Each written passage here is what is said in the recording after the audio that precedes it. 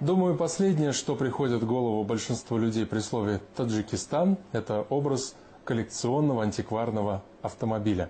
Скорее «Газель» или «Копейка Жигули», не в обиду будет сказано.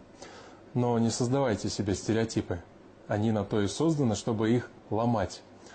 В республике много настоящих ценителей, фанатов ретро-автомобилей. В поисках какого-нибудь грузовика военного времени или Кадиллака, выпущенного ограниченным тиражом в 50-х, они ездят по дальним весям и кишлакам. И, как ни удивительно, находят именно там, в глухих таджикских кишлаках, а не на выставке где-нибудь в Монте-Карло. Не все вещи с годами дешевеют. На этом поле таджикские коллекционеры выставили старые автомобили. Они имеют свою цену, историю и личную характеристику. Это первая такая выставка для Таджикистана. Выставку «Авторетро Душанбе» приурочили ко дню рождения столицы. Местные коллекционеры выставили 80 автомобилей 1931-1970-х годов выпуска.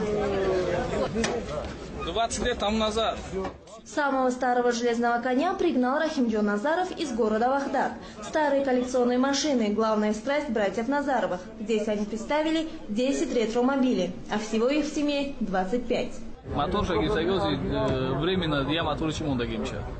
«Опель Адмирал» – старейший и самый дорогой автомобиль в стране. Особая гордость Назаровых. На сборку и ремонт Рахимджон потратил почти 20 лет жизни, но какие-то запчасти не может найти до сих пор. Для «Опель Адмирал» найти запчасти очень сложно. Какие-то мы приобретали за рубежом, некоторые переделывали сами. Сборка таких автомобилей – очень тяжелая работа, требующая терпения. Сейчас осталось немного доделать. Как все закончим, тогда подарим городу. Абдушукур Динаев никому не собирается дарить свой боевой автомобиль, не думает и о продаже, хотя ему постоянно предлагают хорошую цену. Это бронированный автомобиль. На нем в советское время ездили только первые лица республики. Советский лимузин – так называет свой автомобиль Абдушукур. Когда он его покупал, у него не было ни мотора, ни карбюратора, ни кардана. Коллекционер собирал каждую гаечку по всему бывшему Союзу и сделал все собственными руками. Лимузин по всем меркам раритетный. Эту марку выпустили в 30-х годах в количестве всего 12 штук.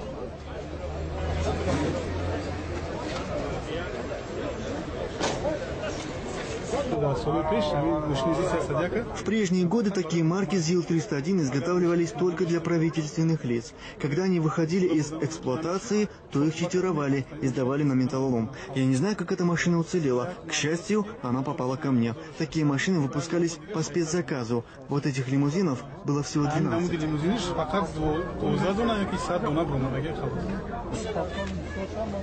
Выставка коллекционных автомобилей стала неожиданным подарком для неизбалованных душанбинцев. Видя такой интерес, власти города предложили клубу ретроавтомобилистов помещение для их драгоценных антикварных экземпляров.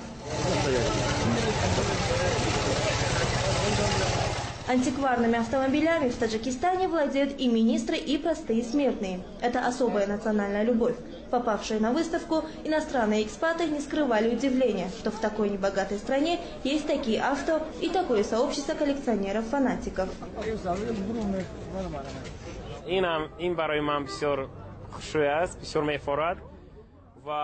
Я уже долгое время нахожусь в Таджикистане, и мне даже не верится, что здесь есть столько прекрасных антикварных автомобилей.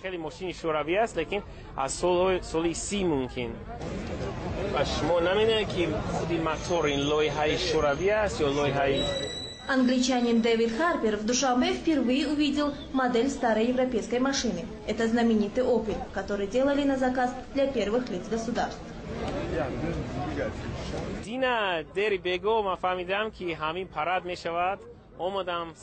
Я узнал, что состоится фестиваль-выставка, и с раннего утра стоял и ждал открытия. Лично для меня это очень интересно, потому что на выставке представлены очень старинные автомобили. Я, честно говоря, удивлен, что такие машины попали в Душанбе, и как они хорошо сохранились. Некоторые из них так шикарно отремонтированы, что, глядя на них, вспоминаешь былые времена.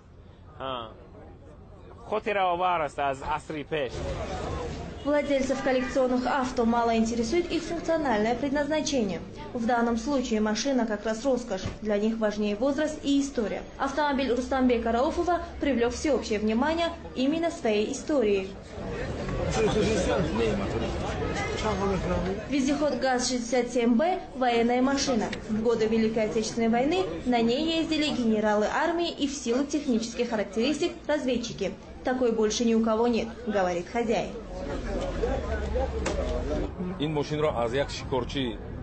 Этот автомобиль 1941 года производства. Я купил его у русского мужчины, дяди Саши из Шахритутского района. Машина была в ветхом состоянии. Я покрасил ее в заводской цвет, а запчасти купил за границей. На ремонт ушло 3 года. Над ним 1 год и 6 месяцев работали 3 мастера, а потом еще 3 мастера около 1 года и 8 месяцев. Я готов потратить столько средств, сколько потребуется для полного ремонта, потому что на таком ездили только генералы. После войны каждой советской республике раздавали по одной такой машине, и тогда на них разъезжали чиновники. Владельцы хвастаются, что их автомобили могут стоить и $100 000 и больше. Но специалисты говорят, что пока это все же хобби для избранных. Вот и на первой выставке «Авторетро Душанбе» ни одной сделки не заключили. Люди предпочитали фотографироваться на фоне красивых машин и заглянуть внутрь. Но вот про цены никто не спрашивал.